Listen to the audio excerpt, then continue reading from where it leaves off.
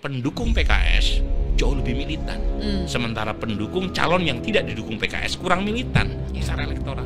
Bisa saja seperti itu, tetapi lagi-lagi saya kok merasa ada something else yang tidak bisa dijelaskan secara logis gitu. Something else, misteri ya. Oke.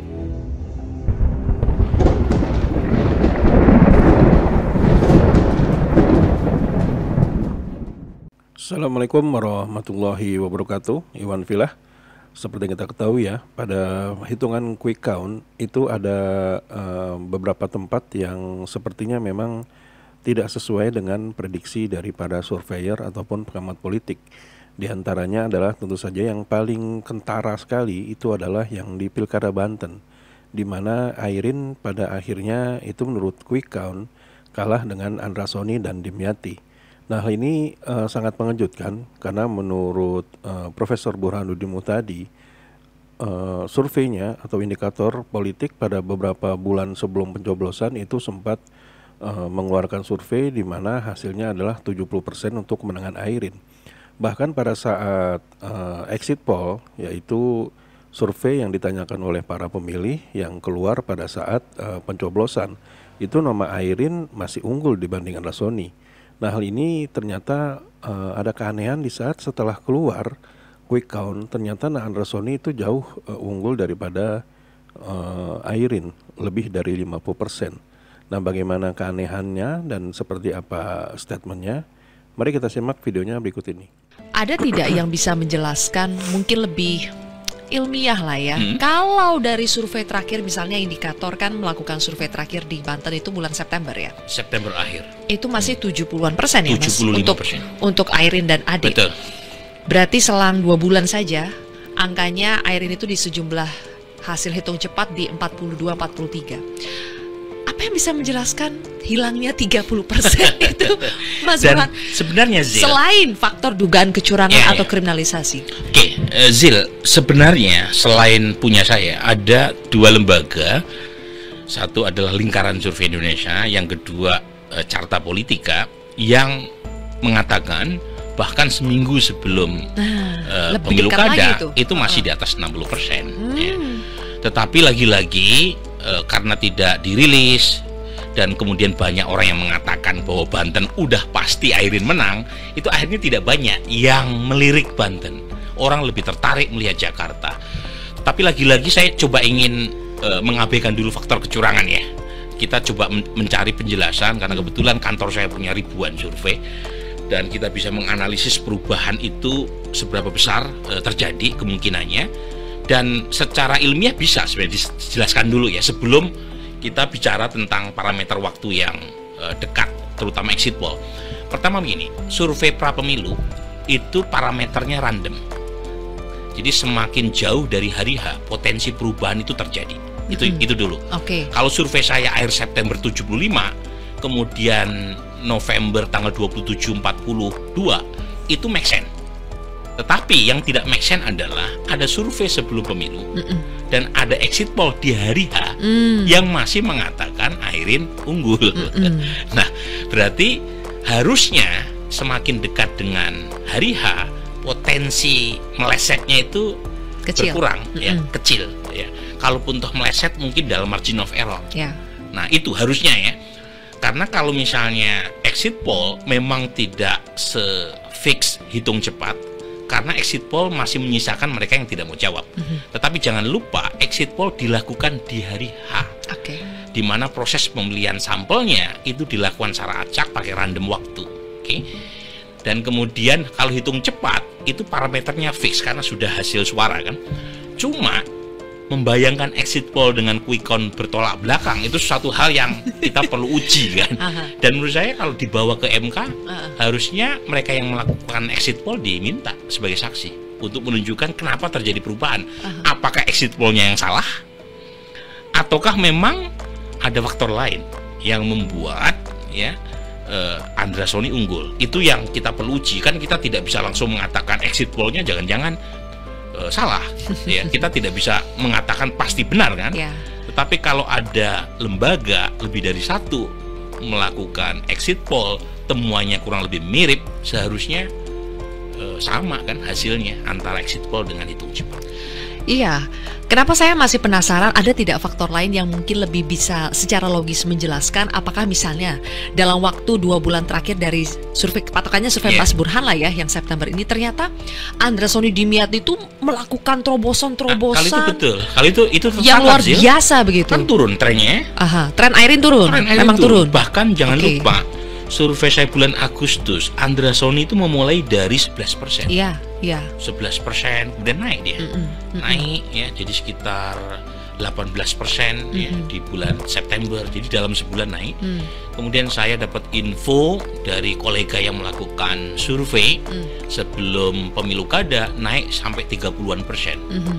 30 versus 60 sekian persen untuk Airin ya, 30-nya untuk Andra Sony. Tapi masih jauh tuh Mas, gapnya. Masih jauh. Nah, makanya itu yang jadi semacam gosip ya di belakang. Mengapa itu terjadi ya? Nah, salah satu penjelasannya, Zil, ini saya coba merasionalisasi soal apakah itu empirik atau tidak, wallahu a'lam ya. Salah satu penyebab mengapa terjadi perbedaan antara hasil survei pra pemilu dengan hari H, quick count, itu adalah ketimpangan partisipasi. Jadi selain variabel penetrasi sosialisasi, misalnya Andra Sony lebih, dan itu memang betul ya, dia belakangan jauh lebih gencar gitu ya. Kemudian didukung oleh partai Kim Plus yang besar, kecuali Golkar yang bersama PD Perjuangan mengusung Airin. Tapi ada yang namanya ketimpangan partisipasi. Dalam survei pra pemilu itu enumerator yang mendatangi pemilih. Sementara dalam hari H itu pemilih yang mendatangi TPS. Jadi di situ dibutuhkan militansi pemilih. Nah, kalau misalnya pendukung Airin itu kurang militan untuk menggunakan hak pilihnya, entah karena apapun variabelnya, kan ada namanya abstention voting ya. Jadi abstention buying, itu orang dikasih uang supaya nggak nyoblos. Ada juga begitu kan di tempat lain. Jadi kalau misalnya tidak bisa mengubah pilihan, minimal lawan pendukungnya nggak datang. Saya tidak tahu apakah ada faktor itu atau tidak di Banten. Tetapi intinya bisa saja pemilih Airin tidak menggunakan hak pilihnya, atau mesin politik Airin itu dideaktivasi, entah karena variabel apa gitu ya. Intinya tiba-tiba sebelum pemilu mereka mematikan mesin. Ya, itu bisa saja sehingga basis pemilih Airin tidak datang ke TPS. Dalam konteks survei pra pemilu itu kita yang mendatangi pemilih, tetapi kalau potensi pendukung Airin tidak diwujudkan, tidak diterjemahkan dalam bentuk kehadiran di TPS, itu nggak ada nilainya itu. Ya, karena yang dihitung adalah jumlah suara sah, bukan potensi suara sah gitu. Nah, ini salah satu penjelasan, dan itu terjadi di beberapa kali pilkada di Jawa Barat. Pendukung PKS jauh lebih militan, sementara pendukung calon yang tidak didukung PKS kurang militan. Dalam survei, misalnya kasus Agung Gumelar, pendukungnya banyak, tetapi tidak diwujudkan dalam bentuk kehadiran di TPS, nggak ada nilainya itu secara elektoral. Bisa saja seperti itu, tetapi lagi-lagi saya kok merasa ada something else yang tidak bisa dijelaskan secara logis gitu. Something else, misteri ya. Ya, itulah tadi statement dan juga ada analisa yang sangat menarik ya, di mana sepertinya Profesor Burhanuddin Muhtadi ini cukup kesulitan untuk mencari kalimat logika seperti apa yang bisa dituangkan sehingga akhirnya Andra Sony itu bisa menang dengan Airin. Yang pertama adalah Profesor Burhanuddin Muhtadi menyebutkan kalau beberapa tahun yang lalu itu ada pilkada di Jawa Barat yang menyebutkan bahwa calon yang diusung oleh PKS itu akhirnya menang karena ada militansi dari para pemilihnya. Hal ini terjadi pada saat lawannya adalah Agung Gumelar. Dan yang kedua adalah Profesor Burhanuddin tadi mencoba untuk mencari apa alasan yang sepertinya tidak ada sangkutannya dengan kecurangan dan juga kriminalisasi. Sehingga akhirnya beliau mengatakan sepertinya apapun logika yang dia gunakan, ini seolah-olah ya yang kita baca, logika seperti apapun itu tidak masuk di akal. Karena apa? Karena ada salah satu indikasi bahwa ada survei yang dibuat oleh kolega dari Burhanuddin Muhtadi ini, yaitu survei yang lain ya, bukan indikator, yang menyebutkan kalau beberapa hari sebelum pencoblosan itu nama Airin masih tinggi. Bahkan di saat pencoblosan atau exit poll, suara Airin itu masih menang. Kenapa tiba-tiba pada saat quick count itu kalah? Nah ini bedanya ya, bedanya antara kasus yang PKS tadi, kasus PKS tadi di saat di survei itu pihak dari Agung Gumelar menang, tapi pada saat pencoblosan kalah karena memang tidak hadir. Perbedaannya adalah yang di Banten ini di survei sebelum hari pencoblosan itu menang, pada saat exit poll juga menang. Exit poll itu seperti yang kita ketahui sama-sama ya, itu adalah hari H. Hari H itu berarti kan hari pencoblosan, karena exit poll itu dilakukan setelah partisipan itu mencoblos gitu. Jadi bukannya tidak datang, mereka datang, tapi kok di saat mereka datang kok masih kalah gitu. Apakah ada indikasi exit poll-nya salah? Nah, tapi Burhanuddin Muhtadi menyebutkan ada something else.